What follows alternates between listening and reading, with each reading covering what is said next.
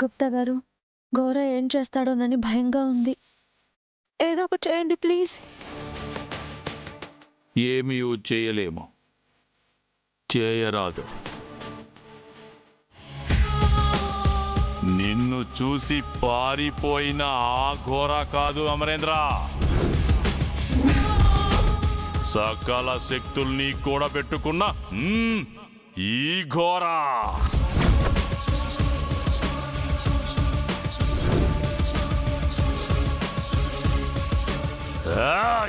పంచభూతాలు నా ఆధీనంలో ఉంటాయి. మర్యాదగా ఆస్తికలిచ్చి వెళ్ళిపోండి.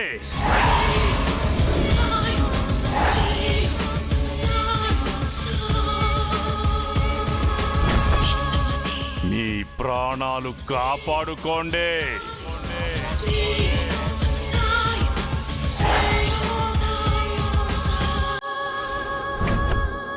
గుప్తా గారు, వాడు అనంత పని చేస్తాడు. వాడికి నేను లొంగిపోతాను.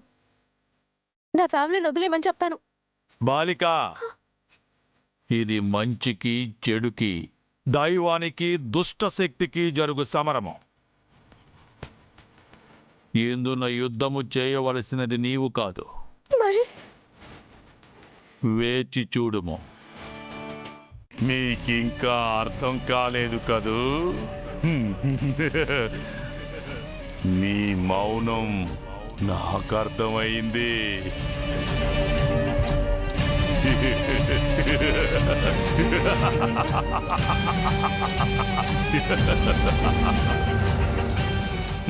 సమూహం,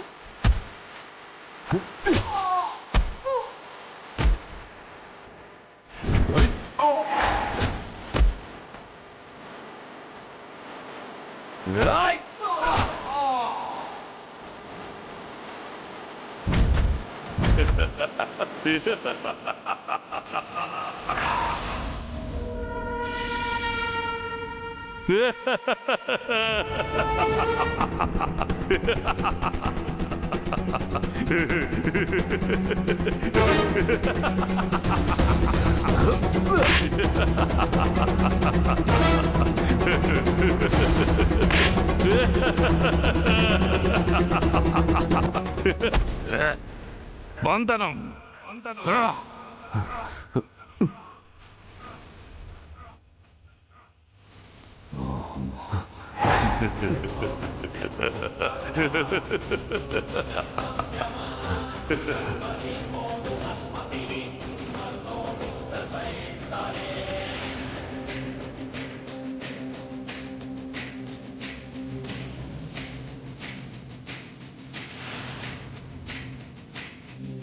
నాన్న, నాన్న, హస్తకం తీసుకోండి నాన్న.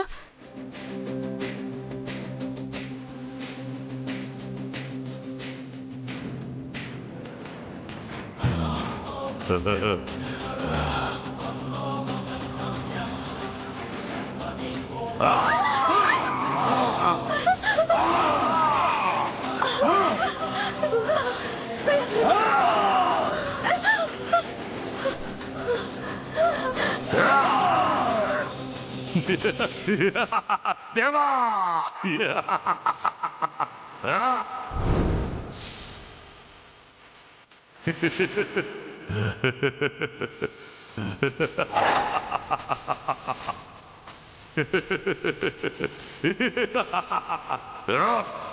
వెళ్ళి ఆ అష్టకం తీసుకురండి రా. వెళ్ళండి.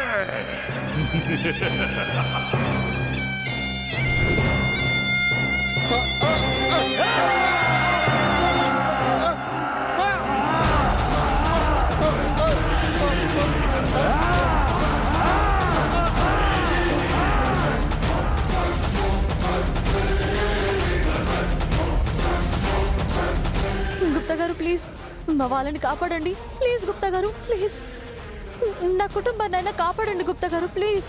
మీకు దండం పెడతాను. కాపాడవలసినది మేము కాదు బాలిక. మంచి మీద చెడు ఎన్నడూ గెలవరాదు.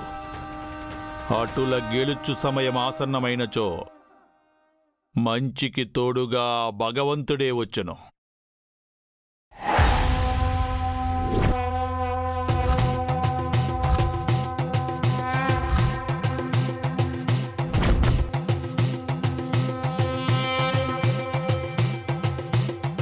ఆ భగవంతునిపై గెలవాలనుకోవడం ఒక భ్రమ. ఆ భ్రమలో ఉండి వెళ్ళుచున్న ఆ ఘోరాను ఆపుటకు ఈ జ్వాలలలో కాలుచున్న మంచిని కాపాడుటకు ఆ జగన్నాథుడే దిగి వచ్చెదడు.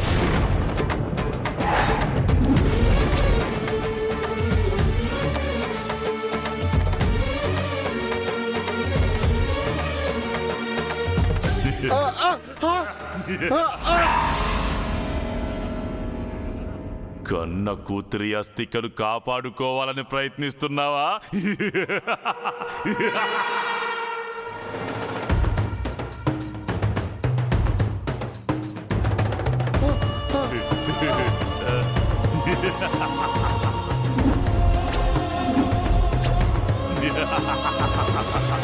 మీరు చెప్పిన దేవుడు ఇంకెప్పుడు వస్తాడు?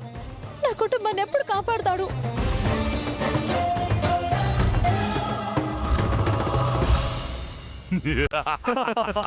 హర హర మహాదేవ శంభో శంకర.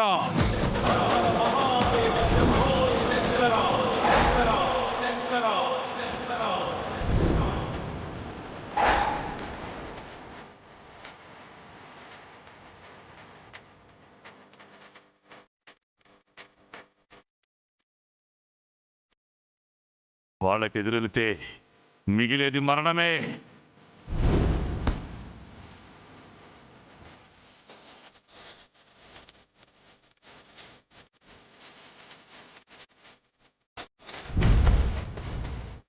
ఘోరా, నీది కానిది విడిచి వెళ్ళి నీ ప్రాణాలు కాపాడుకుంటావో, అత్యాశకు పోయి నీ ప్రాణాలు తీసుకుంటావో నీ ఇష్టం. ఇది శివాజ్ఞ.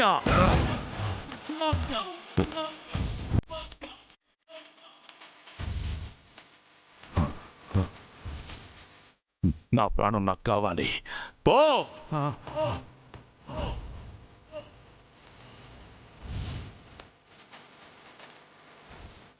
హర హర మహాదేవ శంభో శంకర. హర హర మహాదేవ శంభో శంకర.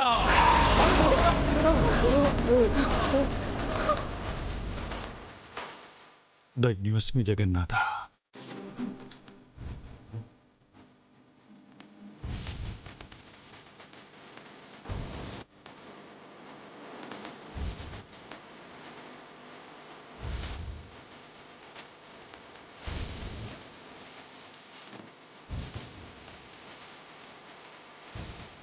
సమయానికి దేవుళ్ళ వచ్చి కాపాడారు. మీకెలా కృతజ్ఞత చెప్పాలో నాకు తెలియట్లేదండి.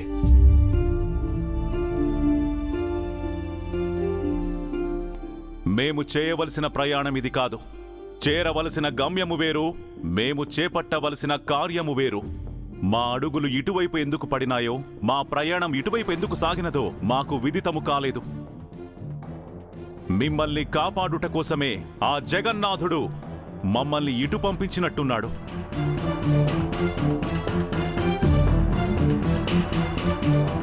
ఆ పవిత్రమైన అస్థికల్ని అపవిత్రం అవ్వకుండా ఆపడం లాంటి మహాకర్తవ్యాన్ని మాకిచ్చినందుకు ఆ సర్వేశ్వరుడికి మేము ఎప్పటికీ రుణపడి ఉంటాం. అసలు ఆ ఘోర మా కోడలి అస్థికల వెనుక ఎందుకు పడుతున్నాడో మాకు అర్థం కావటం లేదు స్వామి. ఇవన్నీ జరుగుతున్నాయనే మా కోడలి అస్థికలు గంగలో కలిపి తనకి మోక్షం ప్రసాదించమని ఆ పరమేశ్వరుని వేడుకోవడానికి కాశీకి వెళుతున్నాం. దానిలో ఇలా జరిగింది. ఈ అస్థికలు గంగలో కలపడానికి ఇంకా సమయమున్నది.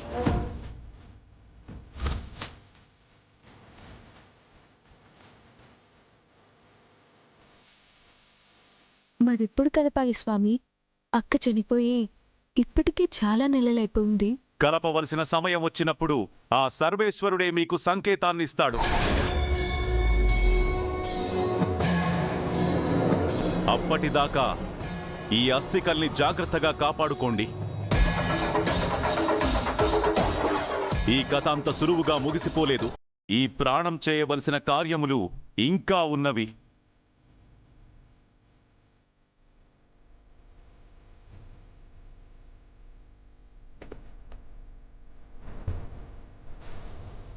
అలా ఎలా కుదురుతుంది? అమర్, మనం వెళ్దాం అమర్. ఇలాంటి వాళ్ళ మాటలు. మనోహరి, సరే స్వామి, మీరు చెప్పినట్టే మేము తిరిగి వెళ్ళిపోతాం. శుభం భూయా, హర హర మహాదేవ,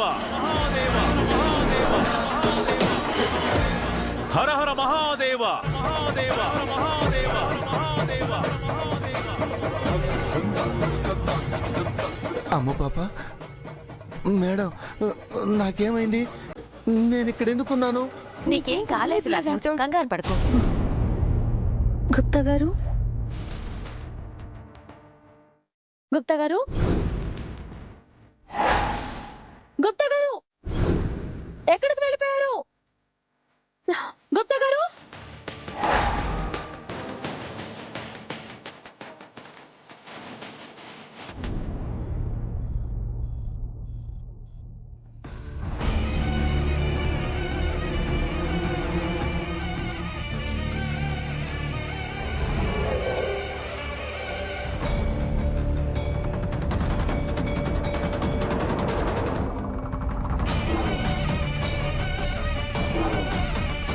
ఈ అస్థికలు గంగలో కలపడానికి ఇంకా సమయమున్నది. ఈ కథ అంత సులువుగా ముగిసిపోలేదు. ఈ ప్రాణం చేయవలసిన కార్యములు ఇంకా ఉన్నవి.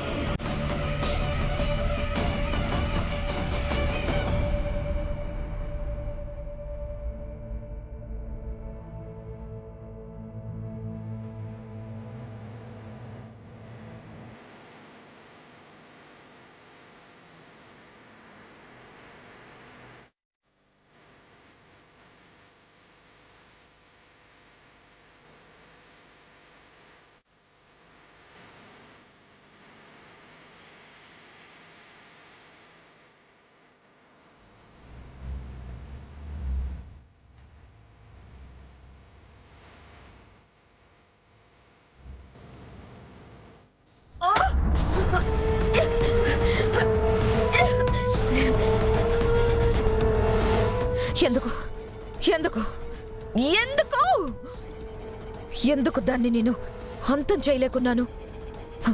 ఎందుకు దాన్ని అమర్ నుంచి దూరం చేయలేకపోతున్నాను? అమర్ జీవితంలో నుంచి, ఈ లోకంలో నుంచి దాన్ని దూరం చేయగలిగాను, కానీ వాళ్ళ మధ్య దూరాన్ని పెంచలేకపోతున్నాను. ఎందుకు? ఎందుకంటే అరుంధతిని మన కుటుంబం నుంచి దూరం చేసి ఆ దేవుడెంత తప్పు చేశాడో అర్థమైందనుకుంటాను. అందుకే అరుంధతిని మళ్ళీ మన నుంచి దూరం చేయాలని అనుకోవడం లేదు. కరెక్ట్గా చెప్పారు సార్. అయినా మన మేడము మంచివారు సార్. అలాంటి వాళ్ళ అస్థికలు ఘోరా లాంటి దుర్మార్గుల చేతుల నుండి కాపాడటానికి ఆ పరమేశ్వరుడే దిగొచ్చినట్టు అనిపించింది సార్. అరుంధతి మన చుట్టూనే ఉందని తెలిసిన దగ్గర నుంచి మనసు కొంచెం తేలిక పడిందయ్యా. కంటికి కనిపించకపోయినా మనసుకు దగ్గరగా ఉంది, అది చాలు.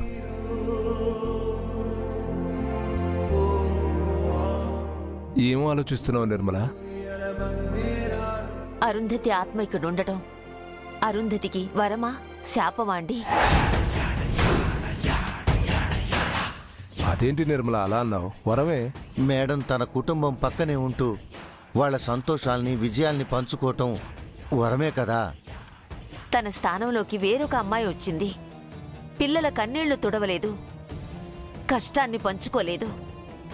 తనుండాల్సిన ఇంట్లో తను లేని కుటుంబాన్ని చూస్తూ అరుంధతి తట్టుకోగలదంటారా? ఈ ఇల్లే తన ప్రపంచం అండి. అలాంటిది తన ప్రపంచం తనని గతంలో వదిలి భవిష్యత్తు వైపు అడుగులు వేయటం వరమే అంటారా?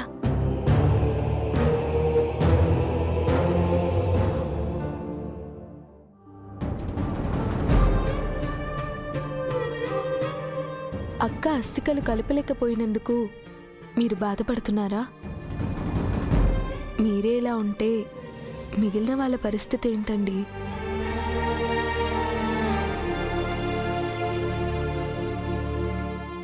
మీరు ధైర్యంగా ఉంటేనే మా అందరికీ ధైర్యం. ఇంక దీని గురించి ఎక్కువగా ఆలోచించకండి. ఏం జరిగినా మన మంచికే అంటారు కదా. మీరెందుకు అలా ఆలోచించలేకపోతున్నారు? మీరే ఇలా ఫీల్ అయిపోతూ ఉంటే పిల్లలు ఇంకెంత ఫీల్ అవుతారో చెప్పండి. మిమ్మల్ని ఇలా చూడటం చాలా కష్టంగా ఉందండి.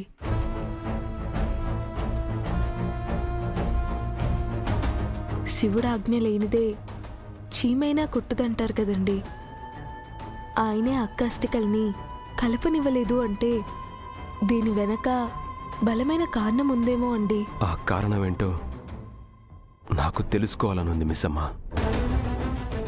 ఆరుకి మోక్షం ప్రసాదించకుండా అడ్డుపడుతున్న ఆ కారణం నాకు తెలియాలి.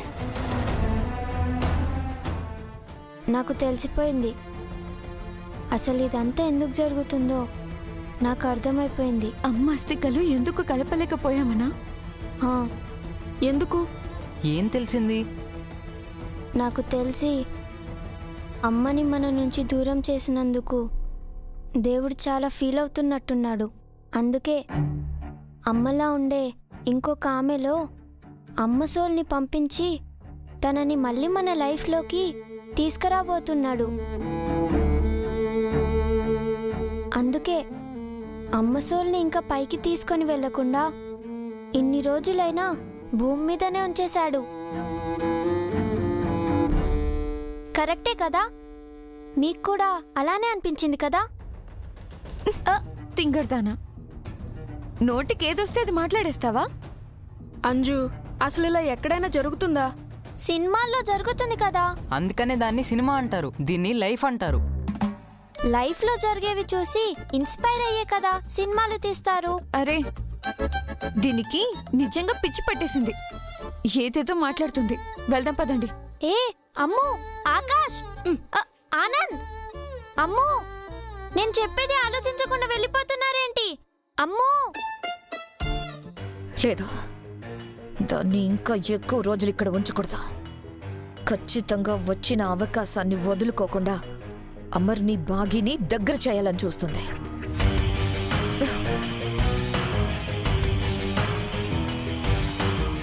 ఎక్కడున్నావు అరుంధతి? నీ టైం ఇంకా అయిపోలేదని ఆనందపడిపోతున్నావా? అమర్ని నీ చెల్లెల్ని ఎలా కలపాలని ఆలోచిస్తున్నావా? ఎక్కడున్నావే?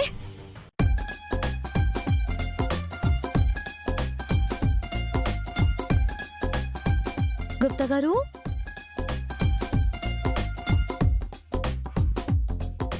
గుప్తా గారు,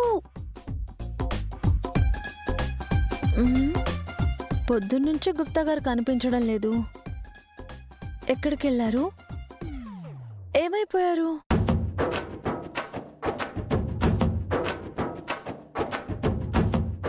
అసలు ఆ సాధు ఎవరు? అక్కడికొచ్చి నా అస్థికల్ని కలపొద్దని ఎందుకు చెప్పారు?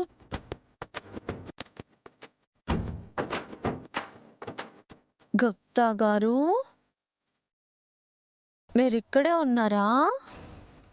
నాకు కూడా కనిపించకుండా నా పక్కనే ఉండి నేనేం చేస్తున్నానో చూస్తున్నారా?